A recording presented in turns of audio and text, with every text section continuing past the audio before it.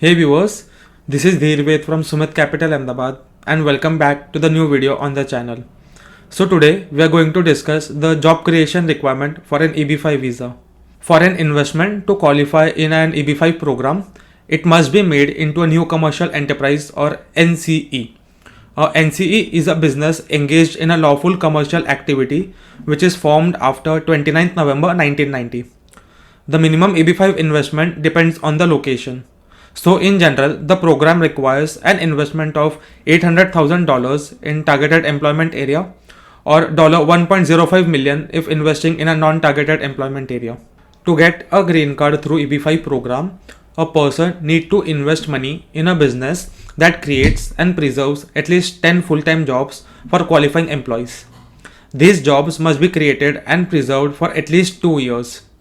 The applicant must show a business plan that proves that the jobs will be created in the next years if they haven't been already created. When applying for an EB-5 visa, the applicant must show that the investment they made actually created the jobs. These jobs can be direct jobs, indirect jobs, or induced jobs. For an EB-5 investor who invests directly in a new commercial enterprise, only direct job creation were counted towards the job creation requirement. Then in 1992, regional centers were added to the EB-5 program as an economic unit which were able to count direct jobs, indirect jobs or induced jobs towards the job creation requirement. Now let's understand what a direct, indirect or induced job in detail. The first is direct job. Direct jobs are actual positions created by the project itself and filled by a qualified US worker.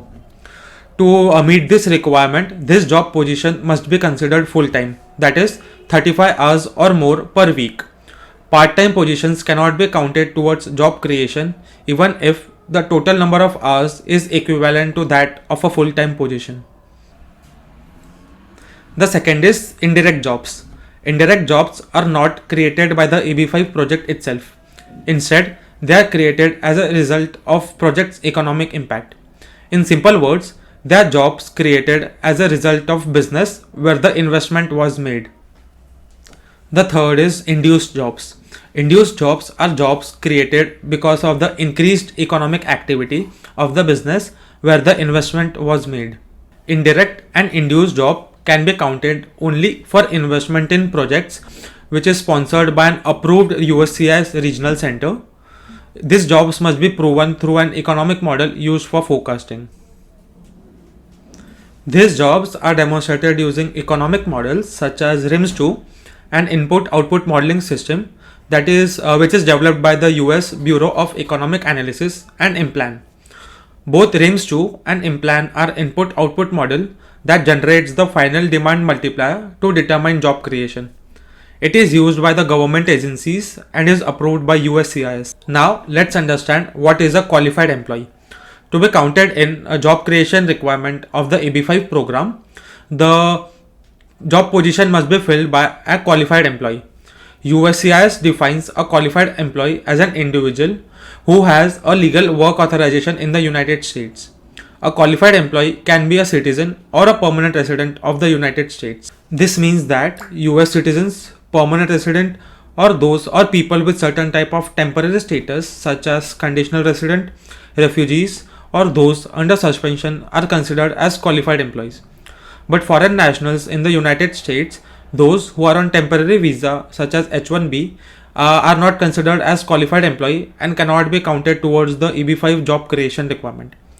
One important point to note is the EB-5 investor and the family members are not counted in the jobs in the EB-5 program as they are not considered as a qualified employee. The EB-5 program also allows the investor to invest in a business that are not doing well. So to qualify as a troubled business, the businesses must be around for at least 2 years and have lost at least 20% of its value in the last 12 to 24 months before the EB-5 investment was made. How to prove the jobs were actually created? Investing in a project run by a regional center is different from investing directly in a business. When you invest in a regional center project, you can prove job creation differently than if you have invested in a business directly. If you make a direct investment for an EB-5 visa, you must fill the form I-9, which directly proves that you have hired 10 full-time workers. Investing in a project which is run by a regional center can be beneficial in terms of job creation, as it allows you more ways to prove the job creation requirements. Instead of just using the form I-9, which showcase the employee records, regional centers can use economic models and other methods to prove that the jobs will be actually created as a result of their investment. When to prove the jobs were actually created? Before an EB-5 investor apply for the green card, they must have already invested in the project, and it should be the final investment which cannot be taken back.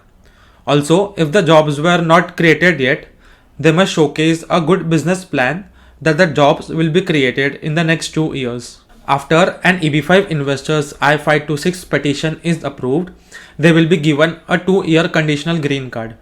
At the end of these 2 years, the investor will have to prove that the 10 jobs were actually created. The investor must show that the jobs were created and maintained throughout the 2 years conditional permanent residency by filing the form I-829.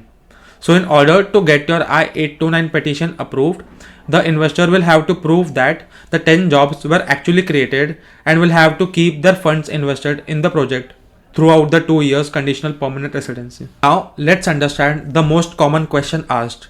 Do existing jobs count for EB-5 or no? As per the EB-5 regulations, the new commercial enterprise must create at least 10 new full-time jobs for qualified employees. If you are starting a new business, all the jobs you create will be new that can potentially qualify for the EB-5 job creation requirements. If you invest in a business that already exists, the jobs that are already there won't be counting towards the EB-5 job creation requirement. You are supposed to create 10 new full-time jobs. So here we come to the end of the video. Thank you for your valuable time, and do check out our website for more information. Subscribe to our channel and stay tuned for our upcoming videos and content like this. Thank you.